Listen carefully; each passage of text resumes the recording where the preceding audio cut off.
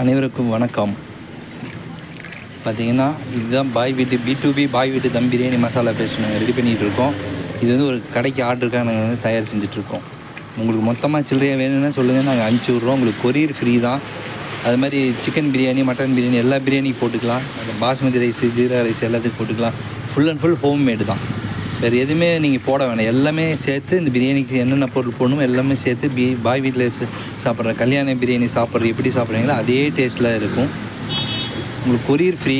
அதெல்லாம் full and full home made தான். இது வேறு எதுவுமே நீங்கள் எக்ஸ்ட்ரா நீங்கள் இதே பண்ண வேணாம். நீங்கள் கால் பண்ணுங்கள், நாங்கள் உங்களுக்கு கொரியர் அனுப்பிச்சி விடுவோம்.